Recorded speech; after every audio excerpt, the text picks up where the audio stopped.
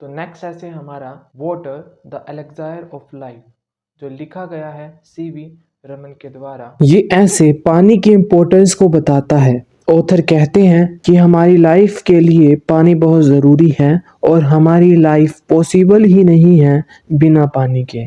इसलिए उन्होंने एडवाइस किया है हमें इस ऐसे के माध्यम से कि हम पानी की इम्पोर्टेंस को समझें और उसे कंजर्व करें। आइए अब इस ऐसे की समरी को डिटेल में पढ़ते हैं। लोग बहुत पहले ही इवन सतयुग से ही मैजिकल ड्रिंक की तलाश में हैं जिसे वो इलेक्सायर यानी अमृत कहते हैं ताकि वो अमर बन सके।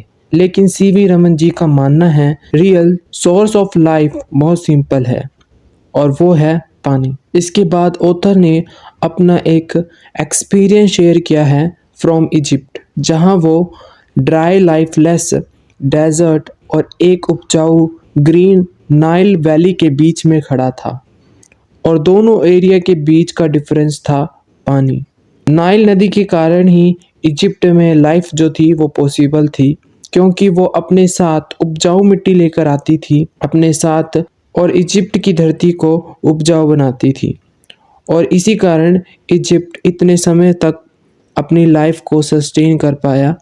पानी एक इनक्रेडिबल और पावरफुल नेचुरल रिसोर्स है जिसको हमेशा से साधारण समझा जाता है पर ये बहुत ज़रूरी है लाइफ के लिए। और जो वाटर है वो ब्यूटी भी ऐड करता है नेचर में, चाहे फिर वो झीलों के रूप में हो, तालाबों के रूप में हो या बड़े बड़े पानी के टैंक्स के रूप में।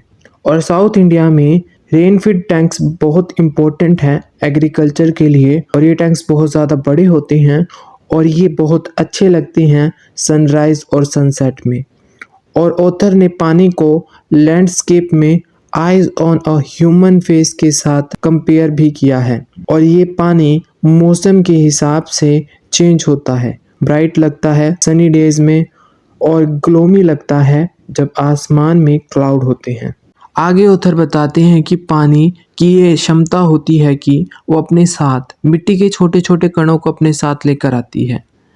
इन छोटे छोटे कणों को ही हम सिल्ट कहते हैं और ये मिट्टी अलग अलग रंग की होती है और ये रंग डिपेंड करता है एरिया के ऊपर।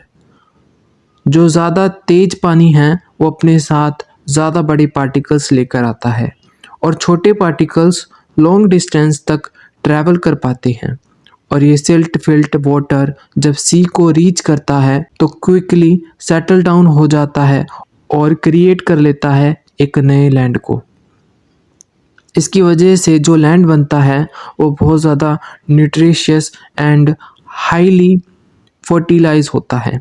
इससे पता चलता है कि पानी एक मेजर रोल प्ले करता है फॉर्मिंग सॉइल फ्रॉम रॉक्स जो धरती के लिए बहुत बेनिफिशियल है पर पानी डिस्ट्रॉय भी कर देता है जब ये पानी फ्लड का रूप ले लेता है यानी बाढ़ का रूप।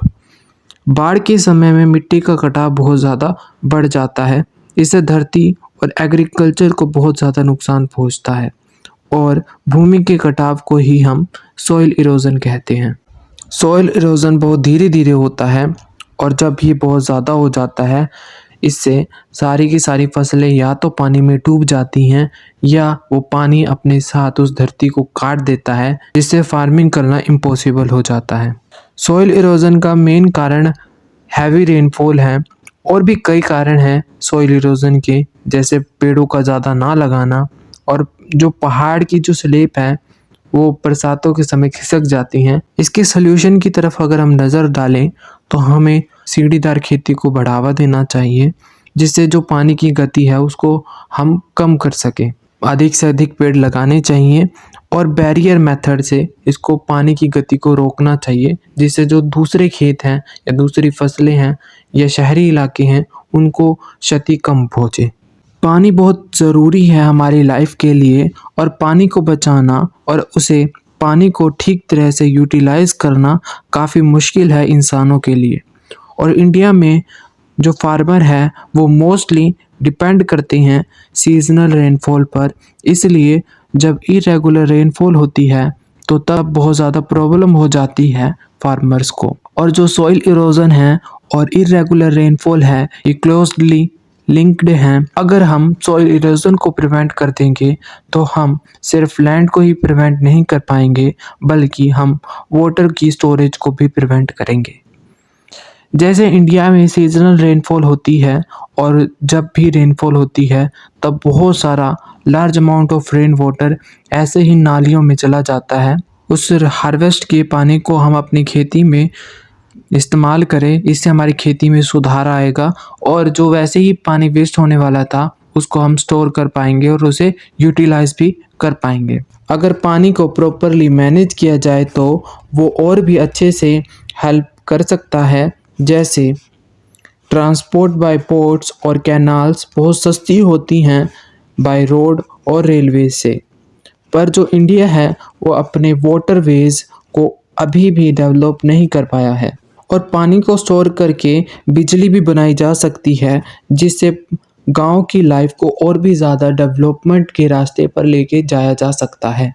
पानी लगता तो है नॉर्मल, पर इसमें एक यूनिक प्रॉपर्टी होती है लाइफ को सस्टेन करने के लिए। और साइंटिस्ट अभी भी पानी के ऊपर स्टडी कर रहे हैं ताकि उन्हें पानी की और भी यूनिक प्रॉपर्टी के बारे में जानने को मिले। इसी के साथ ये ऐसे यहीं पर समाप्त होता है और इस ऐसे में हमें एक मोरल सीखने को मिलता है, safe water safe life. I hope आप सभी को ये वीडियो समझ में आई होगी। अगर आपको ये वीडियो समझ में आती है तो लाइक करें, सब्सक्राइब करें और दोस्तों के साथ शेयर करें।